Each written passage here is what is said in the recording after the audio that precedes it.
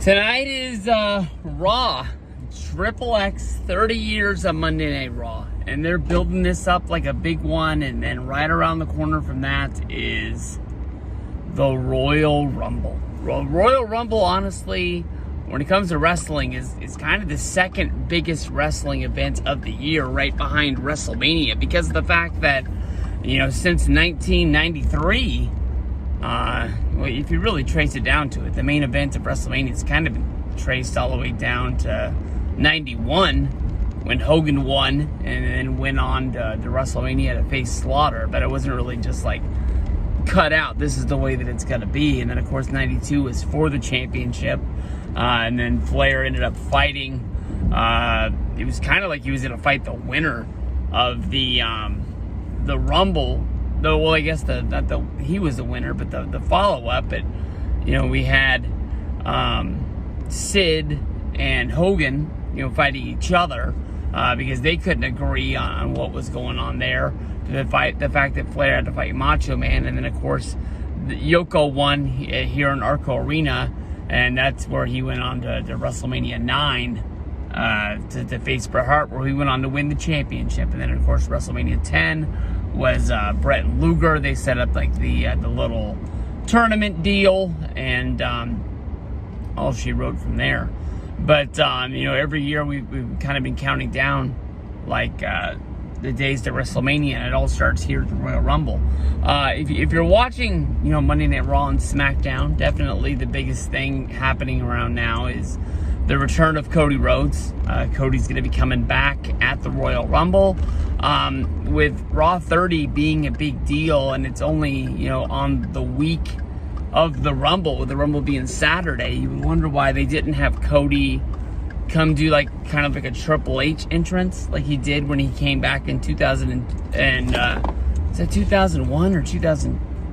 I went to the Rumble in 2002 when he won. So when he came back from his quad injury, that was in the Garden in 2002, and all he really did was do the pose down, and it was just set in stone. Triple H is coming back. Triple H is gonna win the Rumble. He went on to WrestleMania. He faced Jericho, and I still don't get it. These guys are my number one and my number two guys, but they put the belt on Hogan right after that. Why do you build somebody up to win the Rumble, go on to main event WrestleMania, and then be like, hey, we're going to give the belt to the other guy? Maybe because Hogan's match against The Rock overshadowed, but Hogan didn't even win that match. The Rock won that match, and then The Rock was gone. So I don't know. It doesn't really. I still don't get it, and we're fighting about what happened 20 years ago. But Cody looks like he is the overall number one guy to win the Rumble. When you look at it, you can kind of dream up a storyline of Sami Zayn winning it, depending on what goes down with his trial tonight on Raw 30. But you would think that they're going to find some way to not really patch it up, but some way to conclude that. And then he has to do something in the match where Roman's still going to win, but it's going to cost him enough that they think that he's on the other side. Because we've been thinking with the Elimination Chamber in Montreal that it's going to be some sort of Roman versus Sami Zayn. To me, that honestly, if you're going to be fighting for the I was going old school rules, thinking that there was two champions. There's two championships, but they're both on the same damn guy. So you can't really say that it looks like this is going to be the winner, because they already are hinting at what's going to be the other brand's championship match. And then overall, you got to wonder, are they going to try a Brett and Luger thing? I just talked about that a minute ago, where they have two winners, kind of almost like Batista and Cena, when they both fell out the same way, because people have been saying that Roman's going to have two matches, one on Saturday, one on Sunday, which shows what he, wants to give for WrestleMania.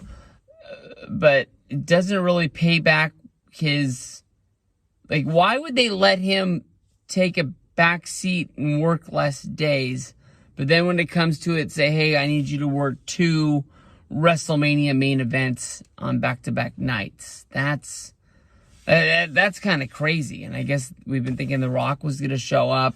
It doesn't look like we're going to get a Rock winner for this, because it doesn't look like he's going to be at Raw XXX to set up the whole deal. But maybe that's also ultimately a better surprise than when he comes out at the Rumble. People really lose their shit. But I don't know. Cody Rhodes, to me, honestly, he looks like the Lex Luger of 1993, because it looks like he ultimately can do no wrong. Even though when you think of the Luger storyline, Luger gets built up because he body slams Yoko on the 4th of July on the Intrepid. Luger wins the match by countout, so he doesn't win the championship. He headlines the Survivor Series with, the Americans against the foreigners. That supposedly, they get the win, and then he goes on to the Rumble. They do the double thing, and then he goes to WrestleMania, and he just flat out loses because of. Doesn't he lose because of Mr. Perfect? And that was supposed to set up the Perfect versus Luger feud to let them kind of go that direction. So he was like the overall babyface, and then the company kind of lost hope with him. It looks like Cody Rhodes is going to be the savior of WWE. You got to think that this title run's not going to go forever. But in my head, it's like they're pumping this so much. Are they trying to make him, Hulk Hogan coming and he's actually going to win this deal? Or are they setting us up for him to lose, to kind of get knocked and be like, what did I do wrong? I'm going to have to look at the tape. I'm going to have to, redo this. I already, rejuvenated myself to come back from this injury. It wasn't enough. What am I going to have to do to win the champion, to achieve my goal? The reason why he left WWE, why he went to Impact, why he went to New Japan, why he went to Ring of Honor, and then finally, after AEW, came back to where his dad was, because he knew that was the biggest company that there was, and if he's going to succeed anywhere, he's got to succeed there. I can go either way. I really am going to be rooting for Cody, because honestly, when it comes down to it, in the world of wrestling, it's like Finn Balor, Cody Rhodes, and for some reason, Machine Gun Carl Anderson are the 3 guys that I care the most about out there. And so you got to think that he's going to do it. If it's not going to be him, not looking at like the gambling odds or anything like that, like, are we thinking that Sheamus is going to win it? Who's had it one hell of a year? He headlined in the Survivor Series War Games match. With him was Drew McIntyre, who won a Rumble a couple years ago, then went on and defeated Brock Lesnar in 2020 in the main event of WrestleMania 36, and then had one hell of a barn burner on Monday Night Raw the next night against The Big Show. I don't know. I just can't think of anybody else out there. I don't want to go with the overall, it's got to be him. But the years that I've just gone out there and just really said, this is the guy that I think's going to do it, I was right about Alberto Del Rio. I was right about Sheamus. I was right about Drew McIntyre. There's no winning streak to point to. But, I mean, they're pumping out these videos like it's freaking Hulk Hogan coming back. And it's Cody Rhodes. I think he's going to win it. I really, really think he's going to. And it's going to be Cody versus Roman at WrestleMania. I don't know what else they can do. I've been holding my breath for 10 years, it seems like, on Rock coming back to fight Roman. And I just don't think it's going to happen.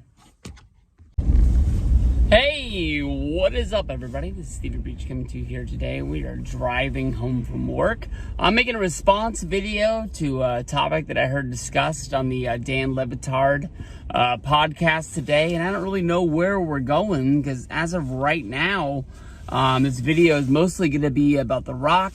There's lots of rumors out there about The Rock going to the Royal Rumble and basically winning the Rumble to go to WrestleMania and face Roman Reigns. There's also the rumor out there that Roman Reigns will actually fight twice, once on each night for each title, being the one reason why he has both belts for what looks like it's going to be well over a year now, since he defeated Brock Lesnar in the greatest WrestleMania main event of all time when Roman beat Brock at last year's WrestleMania and won the Universal Championship to go along with the WWE Championship that he already held for so long. In my mind, I'm thinking like if Roman is going to fight twice at WrestleMania, who's he gonna fight on the second night? If The Rock's really coming back to WrestleMania, you have Roman versus Rock, which honestly, in my mind, is the whole bloodline storyline that has been going on for the last 2 years in the WWE, 3 years since 2020 when he returned to be the Tribal Chief at I guess he came back at SummerSlam 2020, if I remember right, because he was not at WrestleMania 36, was the event that wasn't he replaced by Goldberg, if I remember right, or it was the match against Goldberg, and they replaced him with Braun Strowman. It was something close to that, but weird, bizarro land of 2020. But to me, everybody keeps pointing figures that the Rock is like the higher power of the bloodline, that he is the elders, that is put these guys together, and it's the full circle of him coming back to really have this Roman versus Rock match that we've been hinting at. They've even had hints at on the Young Rock TV show. But basically what they were talking about was the Rock's movie Black Adam, which was supposed to be like the superhero movie of the millennium. He was able to strong arm DC to keep the actor as Superman. He was supposed to save DC and put them on the right track, where they can catch up to what Marvel has been doing for the last 10 years, just box office after box office, just breaking records left and right. And every time a DC movie comes out, they make money, but they're kind of always looked at as like a letdown, like the story wasn't what they were supposed to be, or this, that, or the other. There's always some sort of complaint to go along with it. DC, yeah, they did Suicide Kings, or Suicide Squad, the one with Will Smith and Margot Robbie. That movie was fucking awesome. Everybody talks shit about it like it's one of the worst movies of all time. I thought that movie was great. Saw it twice in the theaters and bought the Blu-ray. But hey, that's just me. What do I know? I don't really do comic book movies. I just like what I like. But the story was about Black Adam. The movie, it made $360 million, I believe, worldwide, somewhere close to there, and was a $100 million loss for the DC company because of the marketing that was put out there worldwide. To make everybody want to go to the theaters and want to see this. There was the story that came out not that long ago, where it was Ben Affleck's friend, the other one. I forgot his name. But he was talking about the movie game and how we don't really get comedy movies the way that we once did, and how comedies are looked at as a loss now because it's not a guarantee that people are going to go see them in the theaters. And it really boils down to the fact that there's no DVD market anymore. People don't go to and buy a DVD. People are just waiting to get the streaming rights and watching it like on HBO Max or Netflix or something like that. There's money in that, but there's not as much money as there was when we were all running to Best Buys on Tuesdays to pick up the newest releases. So things change with time. You don't have the shelf space in your house to be building DVD collections anymore. People love the fact that they don't have to have that. But the fact that you can go on like Apple iTunes or something like that, and you can buy a movie, but I don't think people really do that much anymore. And the people that do is kind of looked at it as weird. I mean, you looked at Black Friday prices out there. There wasn't really big deals on DVDs and Blu-rays anymore. I didn't get to have my Black Friday call with my boys. I didn't have Bobby leading the pack telling us where to go for this, that, and the other. But when it really boils down to, I think, I'm not going to come out here and say that The Rock's career is in like a financial downpour. But I think that you can kind of see what's going on. Like Young Rock, really good show. I personally love it. I like the wrestling aspect. I get into the football aspect. Just trying to follow along with that storyline of him, running for president and losing, which I really didn't see that coming. But it got moved to Fridays. Friday in my lifetime has always been a death night, other than like TGIF. When I was growing up as like a middle-aged, or I guess a younger teen, I was watching Boy Meets World, finding out what was going on in the world with Corey Matthews and things like that. But Friday night, death night. I like the George Lopez show that comes on after it. I'll tell you the truth, I don't watch the show when it's on. I just watch it on Peacock. I'm sure they like that because they get my $5 each and every month. But it's not ratings, and ratings doesn't bring in ad revenue dollars. I would really be surprised if Young Rock goes much farther than where it's at right now.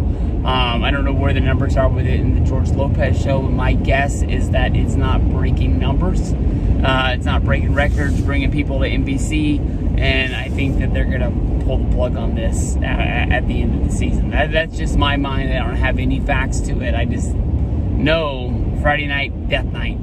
People don't stay home and watch TV, but then again, things are changing. The world of DVRs. Do people have DVRs anymore? I'm not really quite sure. That's just the way it goes. And then you got this big story about Black Adam, losing $100 million. How do you lose $100 million when your movie makes over $360 million worldwide? That's bizarre right there. I'll tell you that much. But is The Rock in a place that he was in 2010, 2011, when, he made what were those horrible movies he made? The Tooth Fairy and The Pacifier. No, The Pacifier was Vin Diesel. What was the other kiddie movie that The Rock made? I remember he made that, cartoon movie. It was called like Area 51 with the aliens. My kids loved that movie. They still listen to it. Or they used to watch it on the DVD player in the car all the time when we had that DVD player car thingy. But I think that the reason why The Rock came back and was that guest host at WrestleMania 27, he had the match at WrestleMania 28. Yeah, wrestling does live inside of his bloodline. I think he does love it, but I think he wanted to revive his career. I think he had turned his back on a lot of WWE fans. I thought when he left to go make Be Cool, yeah, wrestling fans probably, saw Be Cool, and they saw the Sean William Scott movie. I can't remember what the heck that one was called. They followed his career. They did this, that, and the other. And I think finally he had been gone so long that, WWE wrestling fans kind of just didn't go see that movie. And then they didn't go see the other movie. And at the same time, he was not wanting to be called The Rock. He was Dwayne Johnson. And so it was almost like he was trying to slam the door on WWE fans, saying that he was trying to turn the page away from that. To me, when he came back, to do the whole thing with John Cena, leading up to WrestleMania 28, I think that was a way to revive his career.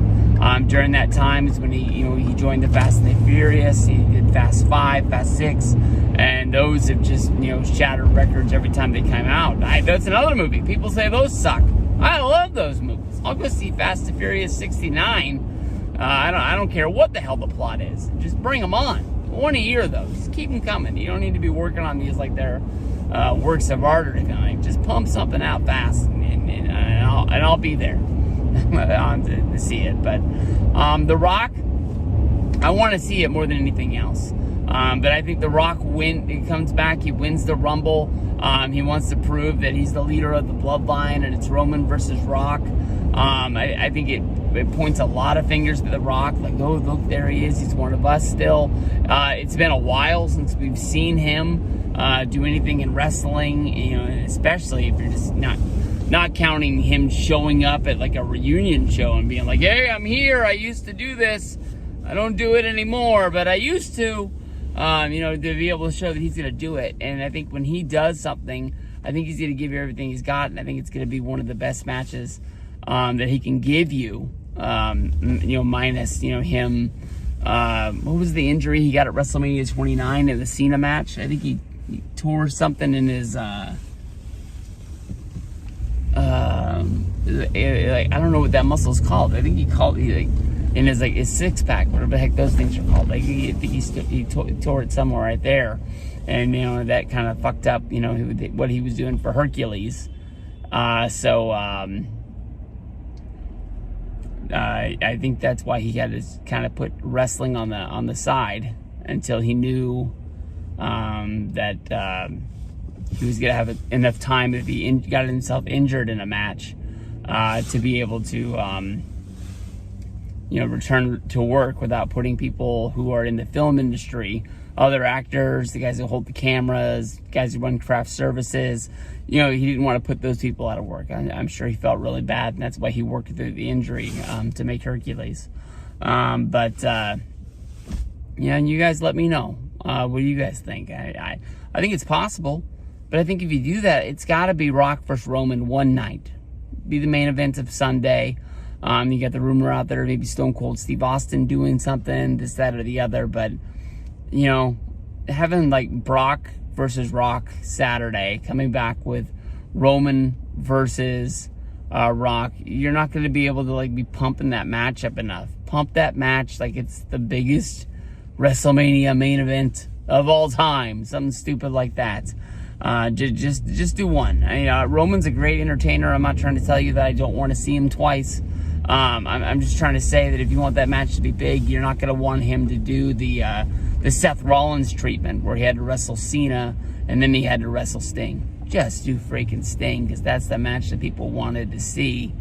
Him versus Cena, we've seen it 100 times, and we're going to see it 100 times after that. You know, it was a cool storyline, but you know, just give us the one dream match. If it's, you know, Cena versus Orton, and then like Cena versus The Miz, those are matches that we've seen 1,000 times. You know, then yeah, double book them, do what you got to do. But you know, when it's somebody like Sting, if it's somebody like The Rock, somebody, you know, in these dream match situations, you got to treat it like it's a big deal. You got to treat it like it's the main event, and it's not like, hey, Rock's gonna fight him after he already got his ass kicked the night before. Rock's gonna want to face a fresh, you know, Roman Reigns. He's not gonna be wanting to pick the pieces off of like what, you know, Brock Lesnar beat him up the night before, or you know, or what do you do? Cena versus Roman? I mean, I don't even know what you do. Or if you just go like, I guess right now the hottest guy going on in wrestling is Sami Zayn. Maybe Kevin Owens. Doing one of those guys, kind of like a, like, oh, you never know. Maybe it's that kind of a match, but they'll treat that like it's a tune-up. Like, oh, Roman's just tuning up to get ready to make sure that he's able to fight The Rock tomorrow night. Basically, AKA treating whoever he's in the ring with like they're a jobber and like they don't really matter. So I think to make this match matter, one night, that's it. There's just stuff keeping me getting blown around. All right, peace out, guys. I'm home. Hey, what is up, everybody? This is Stevie Breach coming to you here today. We are rolling home from the bank. Rumor out there on the streets today. Stone Cold Steve Austin in the Royal Rumble. Definitely, WWE likes living up to expectations. For this last probably year, we've been thinking that The Rock was going to be a part of the Royal Rumble. He was going to be showing up, and then he'd be on the road to WrestleMania and be one of the highlights of what WrestleMania 39 in Los Angeles is supposed to be. Guess it turns out The Rock might not like wrestling in Los Angeles. I'm not quite sure. To me, I associate The Rock with Miami. That's kind of where I think of him. And, you know, he came back at WrestleMania 28. He wrestled against Cena in the match once in a lifetime. We ended up getting it twice because he came back to wrestle in New York at WrestleMania 29 the next year, doing the same match again. But a lot of people think of The Rock making movies, being in LA. I don't even know if the guy has a house in Los Angeles or not, but a lot of people think that is his hometown, and he's going to come back. WrestleMania 21, I don't know if you don't know the story, but a lot of people know the story. WWE let The Rock's contract run out. Some people say that the story actually comes from when The Rock was using The Rock name in movies. Vince McMahon would be the executive producer of the movie and get a title for them using the Rock name, because Dwayne Johnson didn't have as much drawing power in Hollywood as The Rock did, basing off of, you know, everything he had done in WWE to get to that point. The Rock wanted to go make the movie Be Cool, where he was going to play a gay bodyguard. The movie, I think it was a Vince Vaughn movie, if I remember right, didn't do well. And WWE kind of looked at it as like that was a flop. And maybe didn't want to be associated. Maybe they couldn't get The Rock to come back. Maybe they had bad feelings because The Rock was kind of the guy that talked Goldberg into coming to WWE, and they were going to, you know, base off these big 3 matches. They were able to get one of them before The Rock dipped out, but they kind of left Goldberg sitting around like, what am I doing? And Triple H had to work with him, and Triple H really didn't like working with Goldberg. You know, Goldberg had 1 year. He was in, he was out. That was it. You know, maybe there was just bad feelings at that time. WWE let the contract drop. The Rock got hard feelings, and you know, the contract was out there, and he was gone 7 years. We didn't see him again until WrestleMania 27. And, you know, The Rock said that he wanted to have something at WrestleMania 21, but just not giving him a contract. Not paying him for nothing. Maybe not having merchandise for him. He kind of took that as they didn't want him around, and that's just the way he did. Hopefully someday we'll see a Young Rock episode on that or something like that. But Stone Cold Steve Austin looks like he's going to be the filler. You know, he's been working out, working hard. I kind of was thinking we were going to have some sort of a match with him. And, you know, my dream scenario was, you know, AEW releasing CM Punk and him being able to come over and have a WrestleMania match against Stone Cold Steve Austin, something he's been vocal about. They did the video game commercial at SummerSlam with Jim Ross a couple of years ago. They actually had to tune that back because so many people thought the match was actually going to happen, that they were like, no, we're just trying to sell video games here. But Austin last year was pretty much the biggest thing at WrestleMania. You can say that it was the biggest WrestleMania of all time because they were saying Brock versus Rock, but no, fuck me. It was Brock versus Roman. I apologize. The biggest WrestleMania main event of all time, but everybody was talking about Stone Cold Steve Austin. Not only did he do the KO show to end night 1, he came back after the Pat McAfee match, had a little stare down with Vince McMahon. I think he even gave a stunner to Pat McAfee, if I remember right, to end that damn thing. But Stone Cold Steve Austin was by far the biggest star. And I thought that they were going to make Kevin Owens the biggest star in the company after that. And I don't know. it didn't work out. But Stone Cold Steve Austin in the Royal Rumble would be huge. If you look at Raw 30, they didn't put him on Raw 30 for some reason. And in my opinion, Stone Cold Steve Austin is the biggest superstar in the history of Monday Night Raw. They gave him a trophy. Well, no, they didn't. They announced him, and Vince McMahon accepted a trophy on his behalf at the 10th anniversary of Monday Night Raw. You know, that is how they won the war against WCW. That is how they didn't, close up shop and become a Northeast territory. As Bruce Pritchard likes to talk about, the reason why they had to void the Bret Hart 20-year contract, because Bret would have made too much money for the WWF because they were going to scale back that much. They didn't have water in the water tanks at Titan Towers. They were cutting back that bad. Hell of a story how they became the company they had now. But Stone Cold Steve Austin having the glass shatter at the Royal Rumble, I don't think is that far off. I think that they're going to want to deliver one of the biggest Royal Rumbles of all time, and they're going to want to deliver something to bring one of the biggest WrestleManias of all time. In my opinion, does Stone Cold have to win the Rumble? No. But his character, thinking that, he just defeated Kevin Owens at last year's WrestleMania, maybe he has something left in the tank. Maybe he doesn't have something left to prove. But maybe he just wants to whoop some ass on Saturday. And, joining the Rumble is his way of doing it. I think there's a good chance this could happen.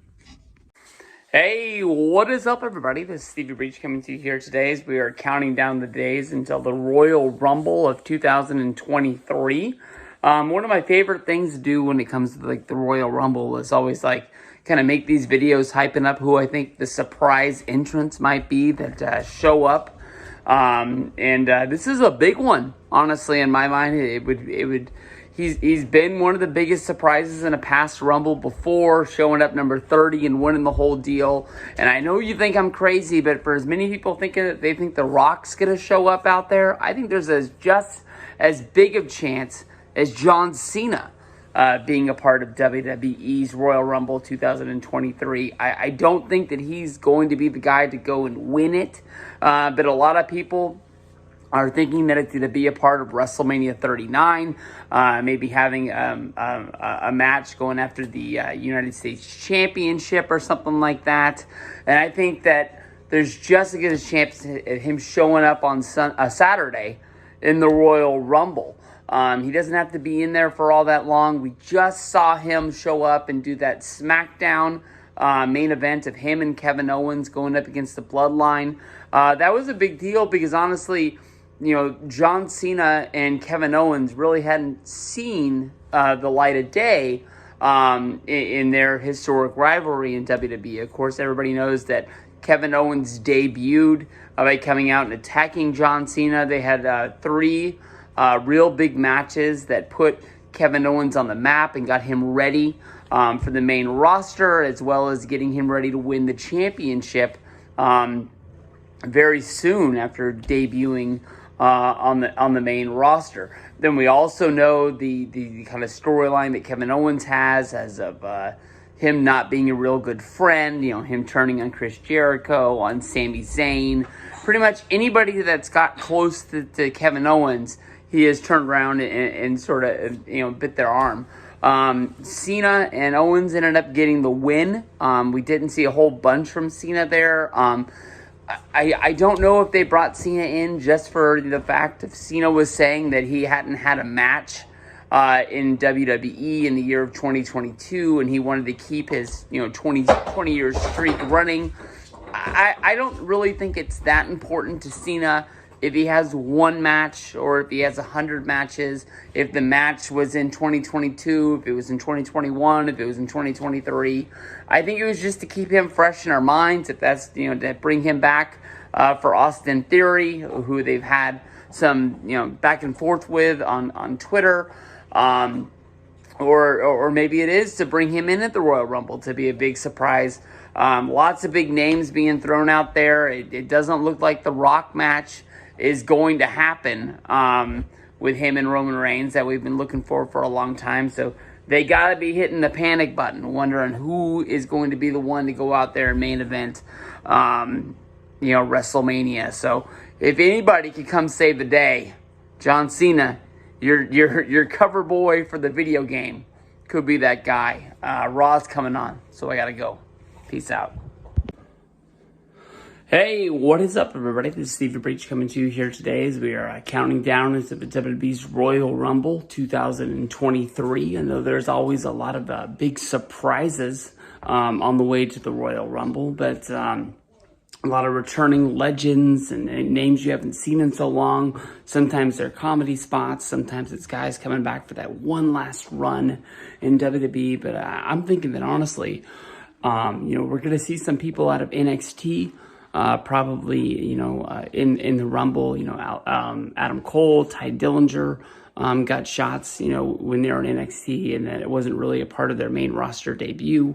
But I'm thinking that honestly, when we see this guy, it's going to be the emergence of him on the scene in WWE. WWE went into a dogfight with UFC to sign to this guy to try and get him ready for the future. He is kind of doing not really on-the-job training. He's doing Zoom sessions trying to get ready, and he's going down to the Performance Center whenever he has a spare minute.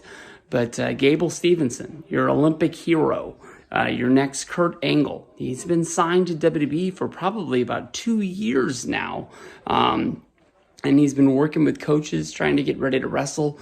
You got to be thinking that WWE wants to capitalize. Every day that ticks by is one day away from his win in the Olympics. It's one day further away from people remembering who he was.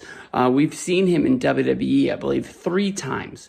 One time he sat front row for an episode of Monday Night Raw, and he got some love from the Hurt Business, who came over and showed him some love. A lot of people were thinking that was going to be his emergence, is jumping the rails and maybe joining heel to join that stable.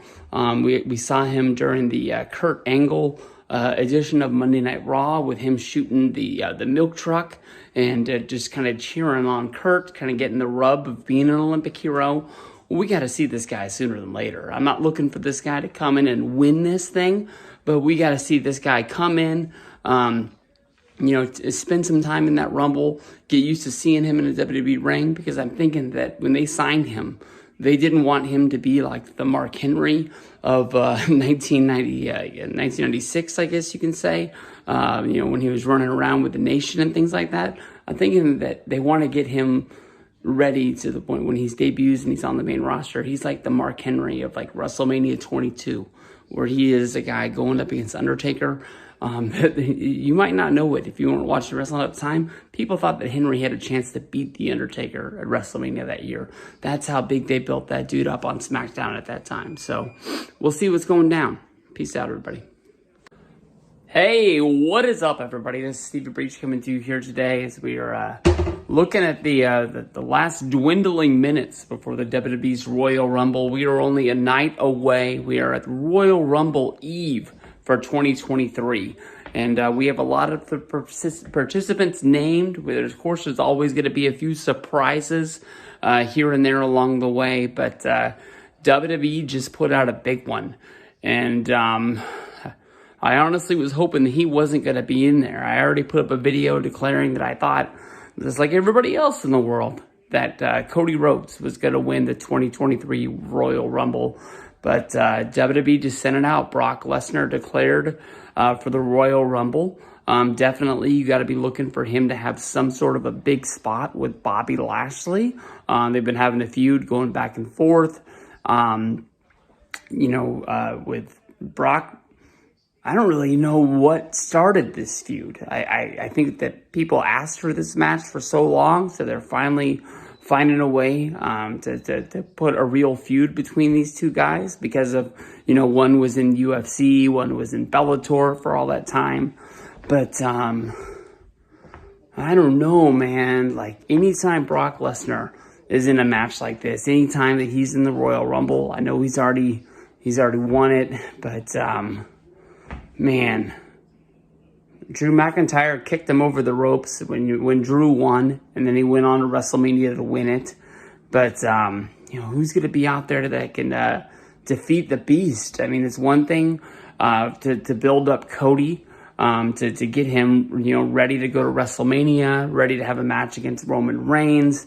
We've only seen, Cody inside WWE have matches going up against Seth Rollins. He had a few matches like against The Miz on Monday Night Raw, but, we haven't seen Cody go up against a guy like Brock Lesnar. You got to think that, Brock gets his hands on Cody at his size. He's got to kill him. They got to have some sort of a storyline before Cody just starts dumping people like Brock Lesnar out of the Royal Rumble. So, Brock in the Rumble, damn. I didn't see him on the leaderboards on people placing bets for him to win it. But you got to be thinking that if Brock's in the match, they're putting him in there for a reason.